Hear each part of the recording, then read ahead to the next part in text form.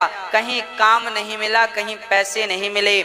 आज महीने का आखिरी दिन था, तब तारामती काशी की बाजार में कहती है अपने पति से, प्राणनाथ आप मुझे बेच क्यों नहीं देते। पति बोल पड़े, कहने लगे, हरिश्चंद्र देवी आप जैसी नारियों को क्या मैं बाजार में बेच दूंगा, क्या मैं इतना गिरा हुआ व्यक्ति हूं। तब तारा ने कहा, प्राणनाथ यदि पत्नी चली गई तो कल को पत्नी मिल सकती है, पर धर्म चला गया एक बार तो फिर धर्म वापस मिल नहीं सकता। पत्नी मिल सकती है, पत्नी वापस आ सकती है, पर आपका गया हुआ धर्म क्या वापस आ जाएगा। कहो मेरी मां। नहीं, तारामती खड़ी हो गई, बाजार काशी का था, कोई मुझे खरीद लो। तब एक वहां से व्यक्ति आया, बोले मेरे घर चलो, मैं तुम्हें लेता हूं, कितना धन दोगे। बोले 500 स्वर्ण मुद्राएं। 500 स्वर्ण मुद्राएं लेकर के तारा को बाल पकड़ करके घसीट कर ले जाने लगे। हरिश्चंद्र देखते रह गए। तारा ने कहा, स्वामी जी मैं आपकी पत्नी होकर मैं आपको आपके कर्जे से मैं मुक्त तो ना कर सकी, पर आपका कर्जा कम करने में मैंने जितना सहयोग देना था, मैंने अपने आप को बेचकर आपका सहयोग किया। जाने लगी तो नन्हा सा रोहित माँ से लिपट गया, माँ मुझे छोड़कर मत जाओ, माँ मुझे छोड़कर।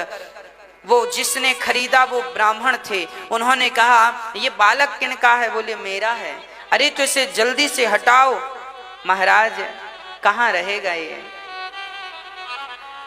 दया आई ब्राह्मण को तो 100 स्वर्ण मुद्राओं में उस बच्चे को भी खरीद लिया। टोटल 600 स्वर्ण मुद्राएं।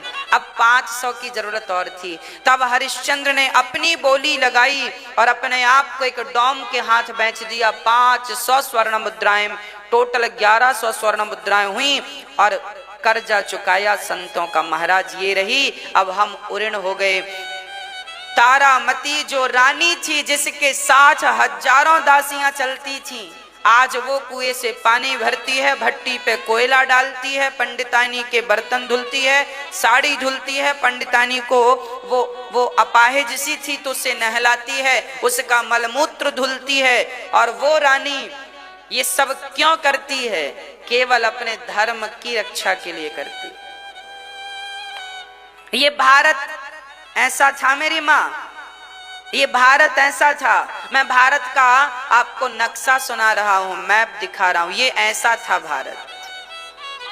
आज का मैप कैसा है आप जानते हैं, मैं तो पुराने भारत का मैप दिखा रहा हूं। ऐसा था मेरा भारत। राजा हरिश्चंद्र चांडाल बन के मुर्दे जलाने आते हैं ना, मुर्दों को जलाने वालों से टैक्स लेने का काम था।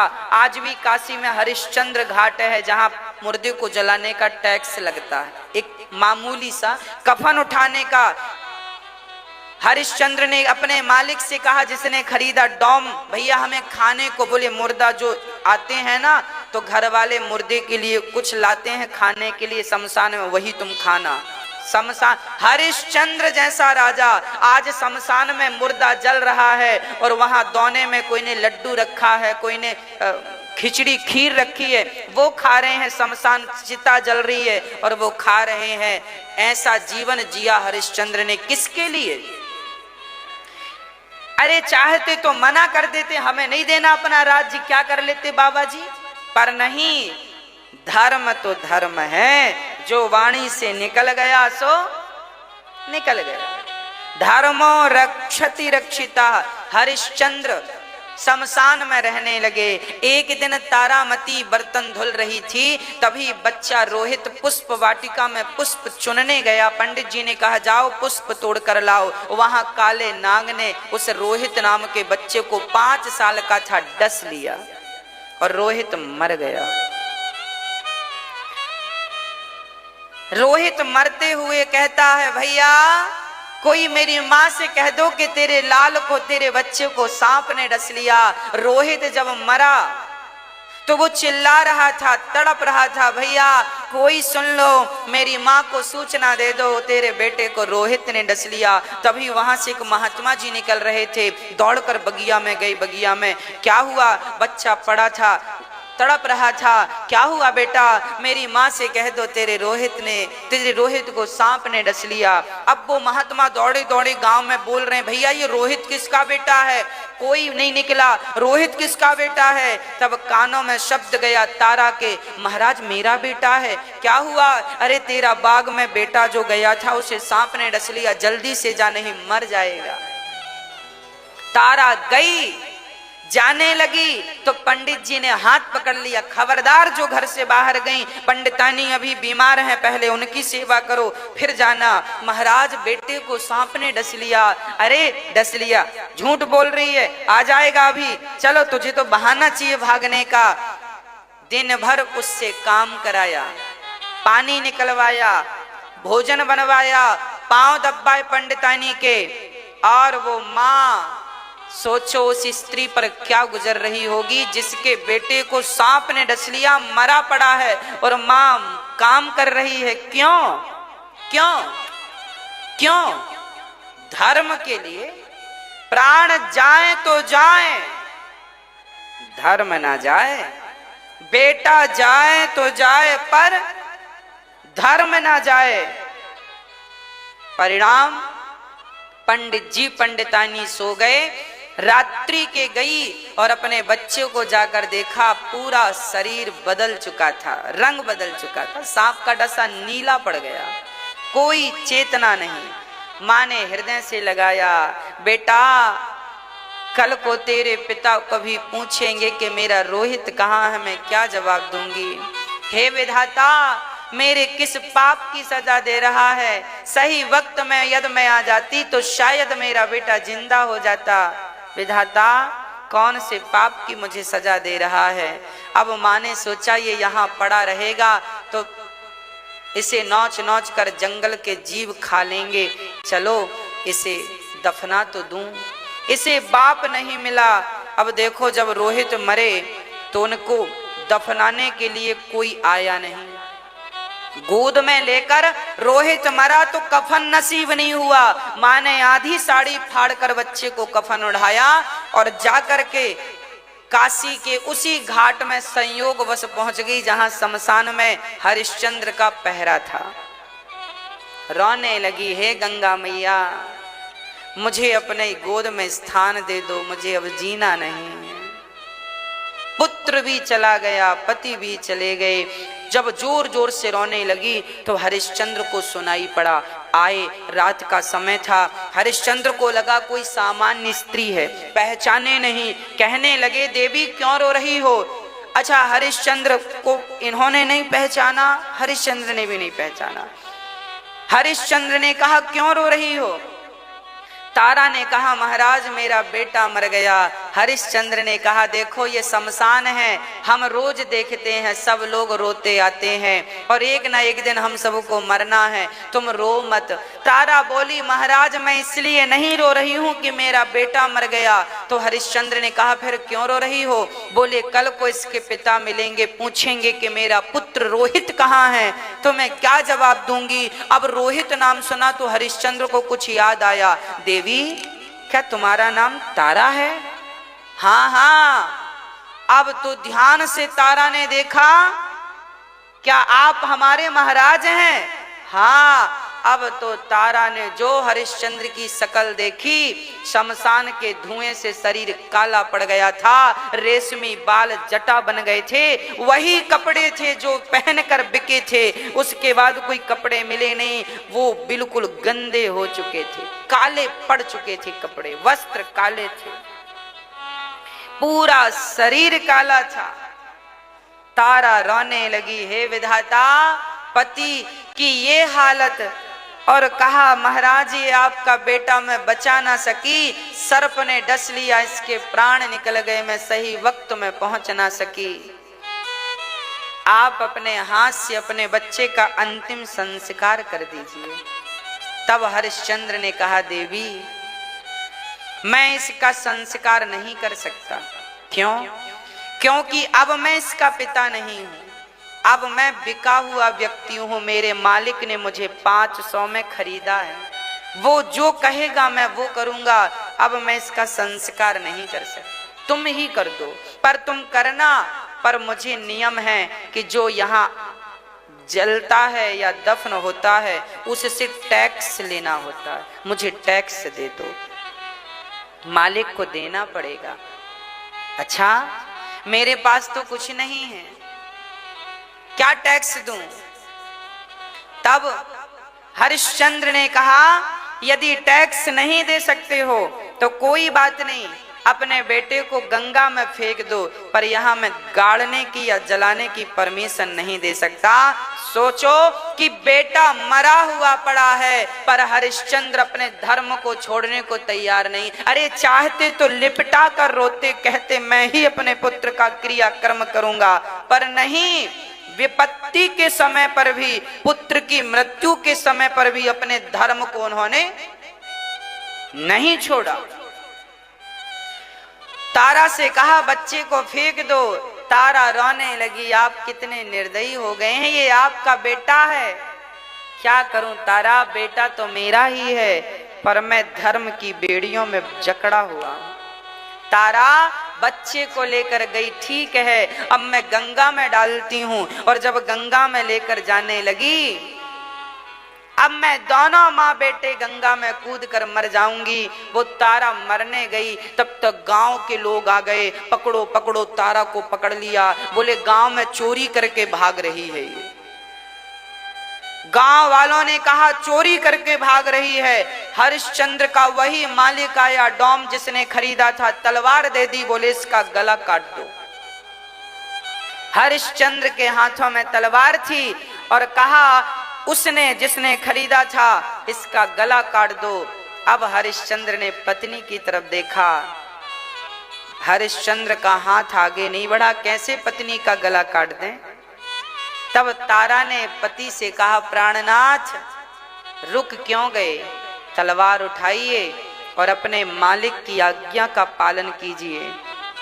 हरिश्चंद्र ने कहा, तारा क्या तुम जैसी पतिव्रता को मैं मार सकता हूं? तारा ने कहा धीरे से, स्वामी जी, पत्नी चली गई तो वापस आ जाएगी, पुत्र चला गया तो कल को दूसरा बेटा हो जाएगा, पर धर्म चला गया तो दोबारा धर्म लौट कर नहीं आएगा।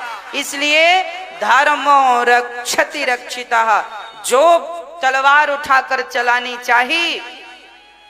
अब तो पत्थर भी पिघल गए, अब तो वो परमात्मा भी पिघल गया और स्वयं भगवान प्रकट हो गए, हाथ पकड़ लिया। वाह हरिश्चंद्र, बस तुम्हारी परीक्षा पूरी हो गई, पूरी हो गई। हरिश्चंद्र ने देखा भगवान ने कृपा की दृष्टि डाली तो रोहित मरा हुआ बेटा जिंदा हो गया। हरिश्चंद्र ने कहा, प्रभु ये आप थे? हाँ, मैं आपकी परीक्षा ले रहा था। क्या आपको मुझ पर भरोसा नहीं था प्रभु? भगवान ने कहा, हरिश्चंद्र मुझे भरोसा था, तो फिर आपने परीक्षा क्यों ली? इसलिए परीक्षा ली हरिश्चंद्र के, यदि मैं दुनिया से कहता कि हरिश्चंद्र सत्यवादी है, वो सत्य कभी नहीं छोड़ता, तो कौन मानता। पर आज तुमने साबित करके बता दिया कि इस दुनिया में आपके जैसा सत्यवादी ना पैदा हुआ था, ना कभी सत्य की रक्षा कोई ऐसे करेगा। और याद रखना, जब हरिश्चंद्र ने धर्म की रक्षा की तो धर्म ने ही उनके बेटे को जिंदा कर दिया, उनका खोया हुआ राज्य फिर से उन्हें वापस मिला। धर्म के सत्य के मार्ग पर चलने में कठिनाई आ सकती है, सत्य परेशान हो सकता है पर पराजित नहीं हो सकता। इसलिए धर्म का पालन करना सीखिए, धर्म की रक्षा करना सीखिए, सत्य बोलना सीखिए। यह भारत था। आज मांस खाने वाले लोग, बात बात पर 2-2 रुपए के लिए झूठ बोलने वाले लोगों को जरा हरिश्चंद्र की चर्चा सुन लेनी चाहिए। ऐसे सत्यवादी हरिश्चंद्र धन्य है हरिश्चंद्र। मनुष्य का धर्म क्या है? सत्य बोलना। धर्म न दूसर सत्य समाना, आगम निगम पुराण बखाना।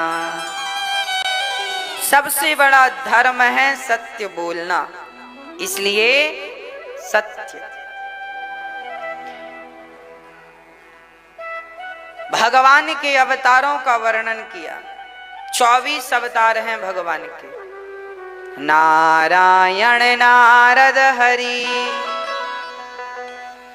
कपिल देव श्री राम, हंस हयग्रीव मोहिनी, दत्तात्रेय सुखधाम, नरसिंह वामन व्यास जी, ऋषभ देव कुमार, यज्ञ पुरुष धनवंतरी, बुद्ध कल्कि अवतार, पृथुराजा 12 पुनि, कृष्ण चंद्र भगवान, परशुराम मत्स्य कमठ, पद्म पुराण प्रमाण। भगवान ने 24 अवतार धारण किए, इसलिए 24 अवतार में आए कि आपका किसी एक अवतार में मन लग जाए। राम में मन लगा लो, कृष्ण में लगा लो, वामन भगवान में लगा लो, नरसिंह में लगा लो, मोहिनी भगवान, कहीं भी मन लग जाए, कपिल भगवान में, किसी एक में लग जाए तो भी कल्याण हो जाएगा। मन लग जाए आपका किसी भी प्रकार से, इसलिए 24 अवतार परमात्मा ने धारण किए। प्रिय भक्तों, अब श्री वेद व्यास जी महाराज 17 पुराण लिखकर भी संतुष्ट नहीं हुए। तब नारद जी बोले कि आप श्रीमद् भागवत महापुराण की रचना कीजिए। और जब भागवत की रचना की बात आई तो व्यास जी ने कहा मैं किस आधार पर लिखूं? तब चतुश्लोकी भागवत नारद जी ने सुनाई। व्यास जी महाराज कहते हैं मैंने 17 पुराण लिखे पर शांति नहीं। नारद जी ने कहा जब तक भागवत में कृष्ण के बाल लीलाओं का निरूपण नहीं करेंगे तब तक शांति नहीं मिलेगी। हाँ, और सुनो, नारद जी ने कहा मैं पिछले जन्म में दासी पुत्र था, पर सत्संग करने के प्रभाव से, संतों की सेवा करने के प्रभाव से आज मैं ब्रह्मा का पुत्र बना हूं। ये सेवा का फल है। याद रखना, आप यदि सेवा करते हैं तो सेवा करने वाले को भगवान जरूर मिलते हैं। मैं इस चीज को मानता हूं, मैं इस चीज को समझता हूं। सेवा कीजिए, सेवा करने वाले को भगवान जरूर प्राप्त होते हैं। सेवा करने वाले की कोई भी इच्छाएं अधूरी नहीं रहती। आप जो इच्छा रखेंगे भीतर वो इच्छा पूरी होगी। बस सेवा का सच्चा भाव रख के देखिएगा, बस सेवा करके देखिएगा। और किसी की ना बने तो अपने माँ बाप की सेवा करके देखिए। मुझे पता है कि सेवा का फल क्या है।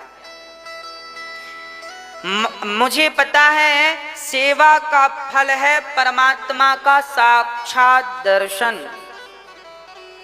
सेवा का फल क्या है? परमात्मा का साक्षात दर्शन। इसलिए सेवा किया करो। सेवा करने वाला सदा सुखी है। मेरे भीतर जो भी संकल्प उठता है, मैं अपनी बात बताऊं मेरी माँ, मेरे भीतर जो भी संकल्प उठता है बिहारी जी उसे पूरा कर देते हैं। क्यों? क्योंकि ये दास माँओं की सेवा करता है। सेवा करने वाला जो भी सोचेगा भगवान उसे पूरा, क्योंकि वो भगवान की जिम्मेदारी है। और मैं कुछ स्वार्थ के लिए सोचता भी तो नहीं हूं। भगवान जब भी मैं सोचता हूं, मैं सोचता क्या हूं जानते हो? मैं ये सोचा करता हूं कि मेरी माएं यहाँ और कितने बढ़िया ढंग से रहें और मैं क्या अच्छा करूं। यहाँ माएं आती हैं तो किसी को खाली लौटाना ना पड़े, इसके लिए मुझे और प्रयास करना पड़ेगा और मेहनत करनी पड़ेगी। ये जो आश्रम बना है गौरी गोपाल वृद्धाश्रम, इस आश्रम में तो ज्यादा से ज्यादा 150 ही माताएं आएंगी। कितनी माएं आएंगी? ज्यादा से ज्यादा 150 माताएं आएंगी। फिर माताएं और आईं तो मैं ये सोचता हूं उन माओं को कहाँ रखूंगा। मैं यही सोचता हूं कि बिहारी जी जल्दी से उन माओं की भी व्यवस्था आपको ही करना है जो माएं और आएंगी। हाँ, मैं सोचता भी हूं तो अपने लिए नहीं सोचता, मैं अपने माओं के बारे में, अपने पिताओं के बारे में कि वृद्ध पिता अब आएंगे तो मैं उन्हें रखूंगा कहाँ, उनके लिए भी मुझे एक स्थान बनाना होगा। तो मैं ये सोचता हूँ तो बिहारी जी वो पूरा करते जा रहे हैं। आप सभी का प्यार, स्नेह, सहयोग मिलता है, इसलिए मैं आपसे प्रार्थना करता रहता हूँ आप भी किसी एक माँ का सहारा बनिएगा, आप भी किसी एक माँ को गोद लीजिएगा, क्योंकि माँ की सेवा से जुड़ने वाला ही भगवान तक पहुँचेगा। भक्ति क्या है? सेवा ही तो भक्ति है ना। जब आप दूसरों के लिए सोचते हैं तो विधाता आपके लिए सोचते हैं, है ना। जब आप किसी दूसरे की थाली पर रोटी पहुंचाते हैं तो भगवान आपकी रोटी की व्यवस्था करने लग जाए। इसलिए आप इन माओं के लिए जरूर सोचा करिए। हाँ, नारद जी कहते हैं मैंने संतों की सेवा की, मैंने माँ की सेवा की, परिणाम क्या हुआ? माँ की सेवा करने से नारद जी कहते हैं, संतों की सेवा करने से नारद जी कहते हैं मुझे ब्रह्मा का बेटा बना करके भगवान ने भेज दिया। ये देखो, अरे सामान्य माँ नहीं मिलेगी, भगवान ही तुम्हें पिता और माँ के रूप में प्राप्त हो। त्वमेव माता च पिता त्वमेव। इसलिए भगवान का बनना है तो सेवा करो। जिन जिनने सेवा की उनने भगवान को पाया।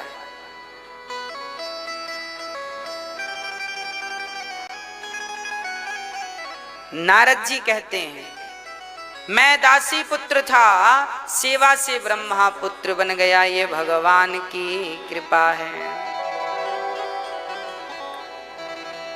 इसलिए भगवान से संबंध हो,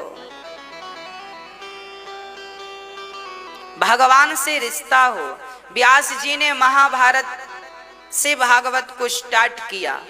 नारद जी कहते हैं सुनो, व्यास जी कहते हैं महाभारत का युद्ध हुआ, उस युद्ध में दो पक्ष थे, कौरव और पांडव। कौरव कितने थे? 100। पांडव कितने थे? 5। पांडवों की विजय इसलिए हुई क्योंकि पांडवों का साथ देने वाले स्वयं भगवान थे। पांडवों का साथ भगवान ने क्यों दिया? क्योंकि पांडव लोग सेवा करते थे, पांडव यज्ञ करते थे, दान पुण्य करते थे, साधुओं की, जरूरतमंदों की, गरीबों की, सबकी सेवा करते थे। पांडव लोग बड़े धर्मात्मा। धर्मराज युधिष्ठिर का नाम ही धर्मराज है। इनके नगर में कोई भूखा नहीं जाता था। हमने भी धर्मराज युधिष्ठिर से सीखा कि जब उनके द्वार से कोई भूखा नहीं जाता तो हमने भी सोचा कि हम भी एक अन्न क्षेत्र चलाएं ताकि गौरी गोपाल वृद्धाश्रम के द्वार से भी कोई भूखा ना जाए। हाँ, और यहाँ आप देखते हैं सुबह रोज अन्न क्षेत्र चलता है, भर पेट साधु संतों को भोजन प्रदान किए। ये युधिष्ठिर से हमने सीखा। शास्त्रों को पढ़े तो पता चला कैसे काम बनेगा, बोले ऐसे काम बने। धर्मराज युधिष्ठिर ने जो किया अरे जब नकल करनी ही है तो अच्छे आदमी की नकल करो, अच्छी नकल करो, बुरी नकल क्यों करना? गांजा पीने वाले की नकल करें क्या? शराब पीने वाले की नकल करें क्या? नकल करनी ही है तो धर्मराज युधिष्ठिर की नकल कर लो कि वो अन्य क्षेत्र चलाते थे, हम भी चलाएं। अच्छे लोगों से सीखो, बुरे लोगों से क्या सीखना? भक्तों, भगवान श्री कृष्ण पांडवों से बहुत प्यार करते थे, क्योंकि पांडव धर्मात्मा थे, दया थी उनके भीतर, करुणा थी उनके भीतर। एक दिन क्या हुआ, पांचों पांडव महाभारत जीत चुके थे, जश्न मना रहे थे, तभी पांचों द्रौपदी के 5 बच्चों को अश्वत्थामा ने सोते हुए, दुर्योधन ने अपने मित्र अश्वत्थामा से कहा कि मेरी आखिरी इच्छा है कि मैं पांडवों को मरा हुआ देखूं। 5 पांडवों को मारने अश्वत्थामा चले, पांडव तो नहीं मिले। पांडवों के पुत्र सो रहे थे और रात्रि में अश्वत्थामा ने पांडव पुत्रों को पांडव समझ करके 5 का सिर काट दिया, 5 को मार डाला बड़ी निर्दयता से। सुबह द्रौपदी ने देखा मेरे बच्चे नहीं उठे, अर्जुन दुर्योधन ने देखा पांडवों के सिर आ गए हैं, दबा कर देखा, भीम का सिर दो दबाऊं, दबाया तो आसानी से दब गया। पहचान गया दुर्योधन ये पांडव नहीं, पांडव पुत्र हैं। पहले प्रसन्न हुआ कि पांडव मर गए, फिर दुखी हुआ कि पांडव पुत्र हैं ये। पहले सुख हुआ, बाद में दुख हुआ। इसी सुख दुख की संधि में दुर्योधन की मृत्यु हो गई। द्रौपदी ने देखा कि आज मेरे बालक सोकर नहीं उठे, जाकर देखा 5 के धड़ थे, 5 के सिर नहीं थे। रोने लगी, मेरे बच्चे को अश्वत्थामा ने मार दिया। चल पड़े अर्जुन अश्वत्थामा को पकड़ने, अर्जुन को मारने। अश्वत्थामा ने ब्रह्मास्त्र चला। ये अश्वत्थामा गुरु द्रोणाचार्य के पुत्र हैं। कहते हैं ना, आप कितने भी विद्वान क्यों ना हो मेरी माँ, पर संगत गलत होगी ना तो बुद्धि भ्रष्ट हो ही जाएगी, है ना। गुरु द्रोणाचार्य का बेटा अश्वत्थामा कोई सामान्य नहीं थे। अश्वत्थामा बहुत विद्वान थे, और विद्वान तो थे पर संगत किसकी की? दुर्योधन की। तो बिगड़ गई बुद्धि और सोते हुए बालकों को मार डाला। जबकि युद्ध का नियम है कि जिस योद्धा के हाथ में शस्त्र हो उसी पर वार करना है। यदि योद्धा घायल होके गिर जाए तो उस पर वार, ये नियम था, कानून था उस समय का। पर कौन मानता है कानून? परिणाम बुरा था। जब आप गलत करेंगे तो आप ये मत भूलिए कि आपके संग भी गलत होगा। अश्वत्थामा ने ब्रह्मास्त्र चला दिया अर्जुन को मारने के लिए। अर्जुन दौड़े दौड़े कृष्ण की शरण में आकर के बोले,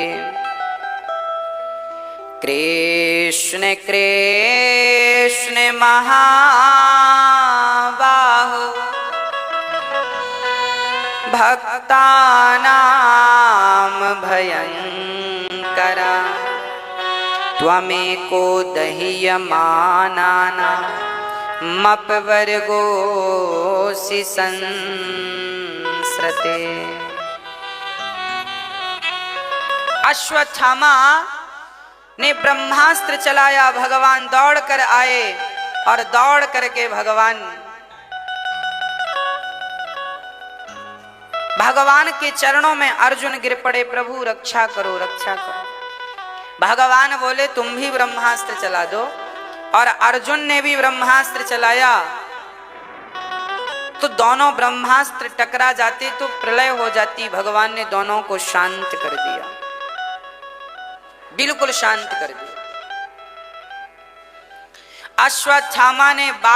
अश्वत्थामा के केस पकड़कर उसे लाकर द्रौपदी के सामने खड़ा किया। द्रौपदी, ये तेरे पुत्र के हत्यारा है, जो सजा देना चाहती हो सो दे दो। द्रौपदी ने कहा, क्या इसे मार देने से मेरे मरे हुए बच्चे जीवित हो जाएंगे? नहीं, इसे मार देने से मेरे मरे हुए बच्चे जीवित नहीं होंगे, इसलिए इसे मारो मत। देखिए, द्रौपदी के 5 बच्चे मारने वाला हत्यारा खड़ा है, पर द्रौपदी को उस पर भी दया आ रही है। क्यों आ रही है? क्योंकि दया धर्म का मूल है, पाप मूल अभिमान। तुलसी दया न छोड़िए, जब तक घट में प्राण। दया धर्म का मूल है, दया कभी ना छोड़ो। जब तक जिंदा हो तब तक हमें क्या करनी चाहिए? दया करनी चाहिए। दया हमें कभी भी किसी भी हाल में दया का भाव हमें नहीं छोड़ना चाहिए। दया धर्म का मूल है।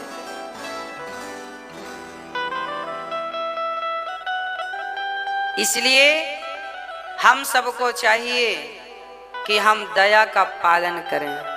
द्रौपदी कहती है इसे छोड़ दो, क्योंकि द्रौपदी माँ है और दुनिया में कोई दया करे ना करे, परंतु माँ तो दयालु ही होती है। माँ क्या होती है? दयालु होती है। दया की मूर्ति है माँ, करुणा की मूर्ति है माँ। इसलिए माँ की सेवा करना अत्यधिक जरूरी है, अत्यधिक जरूरी है।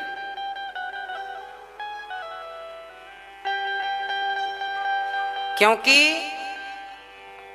भगवान से जब हमने कहा कि भगवान हम अकेले इस मृत्यु लोक में कैसे रहेंगे, तो भगवान ने कहा तू अकेला नहीं रहेगा, मैं तेरे साथ रहूंगा।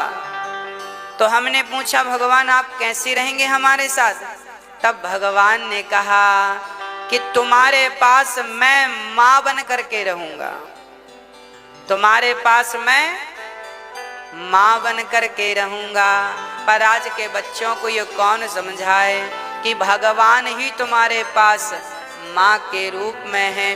कभी तुम्हें भगवान मिलेंगे ना तो भगवान की शकल वैसी ही होगी जैसे आपकी माँ की सूरत है। माँ की सूरत से भगवान की मूरत मैच करती है, क्योंकि वही भगवान है। हाँ, हे देवकी के पुत्र, हे यशोदा के नंदन, हे नंद के छोरा, हे मुरलीधर, हे श्याम सुंदर, हे मनमोहन, आज मैं आपसे कुछ मांगना चाहती हूँ। कुंती बुआ बड़ी डर रही थी, पता नहीं जो मांगूंगा वो मिलेगा कि नहीं। भगवान श्री कृष्ण बोले मां मांग लो, क्या मांगोगे? जो आप मांगेंगे हम देंगे। आज आप मांग लीजिए, क्या मांगना चाहते हैं? कुंती बुआ ने कहा श्याम सुंदर मैं आपसे यही मांगती हूं, विपदा सन्तु नः शश्वत् तत्र तत्र जगद्गुरो भवतो दर्शनं यत् स्यात् अपुनर्भव दर्शनम्। श्याम सुंदर हम आपसे दुख मांगना चाहते हैं, विपत्ति हमें दे दो। कन्हैया अवाक रह गए, माँ आज तक हमसे किसी ने दुख नहीं मांगा, जब जब मांगा है दुनिया वालों ने तो हमसे केवल सुख मांगा है। आपको क्या प्रॉब्लम है सुख से?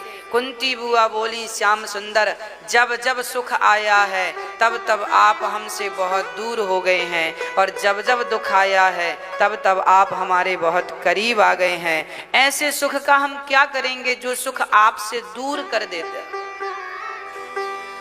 अरे भला तो वो दुख है, कम से कम आपका स्मरण तो कराता है। दुख में सुमिरन सब करें, सुख में करें न कोई, जो सुख में सुमिरन करें सो दुख काहे को। हर व्यक्ति यदि सुख में सुमिरन करता तो दुख आता ही क्यों।